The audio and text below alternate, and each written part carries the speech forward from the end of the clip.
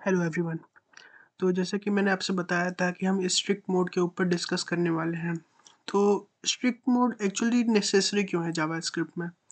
इससे पहले भी स्ट्रिक्ट मोड के ना होने से पहले भी हम अपने कोड को रन करते थे और काफ़ी इजीली भी रन होता था। अभी तक हमने जो भी कोड रन किया है वो विदाउट स्ट्रिक्ट मोड यूज़ किए ही रन किया है। तो क्यों हमको जो भी प्रोजेक्ट हम बनाएंगे उसमें स्ट्रिक्ट मोड नेसेसरी क्यों है? चलिए वो देखते हैं। ओके, उसके लिए हमको विजुअल स्टूडियो कोड में जाना पड़ेगा। तो चलिए विजुअल स्टूडियो कोड में चलते हैं। तो ये देखिए हमने यहाँ पे यूज स्क्रिप्ट स्ट्रिक्ट यूज नहीं किया है यहाँ पे। इसका मतलब कि स्ट्रिक्ट मोड एनेबल नहीं है। अब हम करने क्या वाले हैं वो देखते हैं। तो हम आपसे डिस्कस कर चुके हैं कि यहाँ जो वेरिएबल होता है उसको लेट, कॉन्स्ट और वेर की हेल्प से हम लोग डिक्लेयर करते हैं। बट आपको पता होना चाहिए कि हम जावास्क्रिप्ट में और भी एक तरीका और है जो वेरिएबल को वैल्यू असाइन करता है without any giving constant let var। कोई भी कीवर्ड ना भी दें हम और वेरिएबल को हम लोग वेरिएबल का नेम दे दें और वैल्यू असाइन कर दें तो डायरेक्टली भी कर देता है। तो इससे क्या प्रॉब्लम आता था हमारे कोड में, जैसे इसने रन कर दिया विदाउट मैंने एक्स का डिक्लेयर भी नहीं किया हूँ और कहीं पे भी नहीं किया हूँ एक्स का, उधर सारे कमेंटेड वैल्यू हैं। तो मैंने एक्स डिक्लेयर भी नहीं किया है तो भी इसने क्या कर दिया, इसको यूज़ कर लिया इसने प्रोग्राम में। पहली थिंग ये पहला हो गया। अब सपोज करिए मैंने क्या किया कि एक बहुत बड़ा वेरिएबल लिया, नंबर ऑफ स्टूडेंट, ठीक है, ऐसे मैंने ले लिया और दे दिया मैंने इसका वैल्यू 6। अब मैं चाहता हूँ कि जो नंबर ऑफ स्टूडेंट हैं किसी स्कूल के उसमें क्या होगा, चेंज हो गया, अब वो हो गए 7। तो अब मैं देखना ये चाहता हूँ कि नंबर ऑफ स्टूडेंट कितने हैं। ओके, तो मैंने क्या किया, कंसोल डॉट लॉग किया और मैंने लिख लिया नंबर ऑफ स्टूडेंट। अब देखिए इसको मैं अगर रन करता हूँ तो देखिए क्या आता है। तो नंबर ऑफ स्टूडेंट हमारा कितने आ गए, 6 ही आ रहे हैं। क्यों 6 आ रहे हैं आप इस पे गौर कीजिए। गौर करने वाली ये बात है कि हमने सबसे पहले वेरिएबल क्या डिक्लेयर किया था, नंबर ऑफ स्टूडेंट NET, और इसमें क्या है ENT। जस्ट अ वेरिएबल में जरा सी चेंज होने की वजह से ये क्या हुआ, इसने एक नया वेरिएबल डिक्लेयर कर दिया यहाँ पे।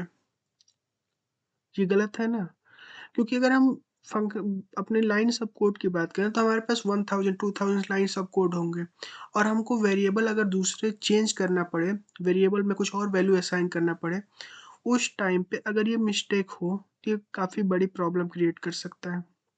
मैंने एक वेरिएबल असाइन किया, गलती से उसका नाम कुछ और है और नीचे मैंने सही नाम लिखा और फिर मैंने उसमें वेरिएबल असाइन किया। अब तो दो दो वेरिएबल हमारे पास क्रिएट होके आ चुके हैं जो कि एक प्रॉब्लम क्रिएट करने के लिए काफ़ी है एक प्रोग्राम में।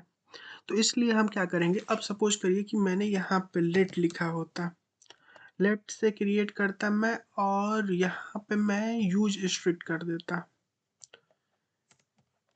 Use strict mode. अगर मैं स्ट्रिक्ट मोड एनेबल कर देता, अब देखिए क्या होगा। अब वही सेम चीज़ हम करने वाले हैं, इसको सबसे पहले कमेंट आउट कर देते हैं क्योंकि ये एरर थ्रो कर देगा ऊपर ही, तो मुझे नीचे एरर देखना है। तो होगा क्या, अब मैं इसको रन करता हूँ तो अब देखिए इसने क्या किया कि name of student is not defined. क्योंकि अब हमको पता चल जाएगा ना, अगर कोई भी कहीं पे भी सिंटेक्स एरर हुआ तो हमको पता चल जाएगा, पहले पता नहीं चल रहा था। अच्छा मैंने दो दो वेरिएबल डिक्लेयर कर दिए, पता हमको नहीं चल रहा था, लेकिन जैसे मैंने स्ट्रिक्ट मोड एनेबल किया हमको पता चल गया कि हमने पहले बार जो वेरिएबल डिक्लेयर किया है और दूसरे बार किया है वो दोनों मिसमैच कर रहे हैं। इसकी वजह से ये रेफरेंस एरर क्रिएट कर रहा है, मतलब न्यू वेरिएबल क्रिएट करने की कोशिश कर रहा है, जो कि पॉसिबल नहीं है जब हम स्ट्रिक्ट मोड एनेबल कर देते हैं। तो पहला तो रीज़न ये हुआ। अब देखते हैं डायरेक्टली हम जैसे x इक्वल टू 5 दे दे रहे थे हम और हम इसको कंसोल में प्रिंट कर लेते, क्या ये पॉसिबल है? ये देखते हैं हम करके। तो ये भी पॉसिबल नहीं है क्योंकि रेफरेंस एरर दे देगा क्योंकि x इज नॉट डिफाइंड है।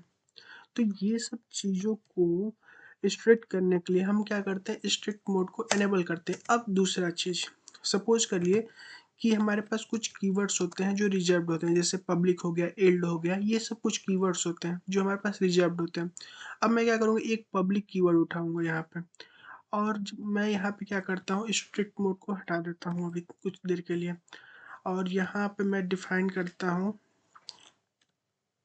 Late public equal to 5। ये लेट तब का है जब हम स्ट्रिक्ट मोड यूज नहीं कर रहे हैं। अब मैं क्या करूँगा, कंसोल पे अपने पब्लिक को प्रिंट करने की कोशिश करूँगा, तो देखता हूँ कीवर्ड होने के बावजूद भी ये यूज होता है कि वेरिएबल ऐसे यूज हो जाएगा कि नहीं।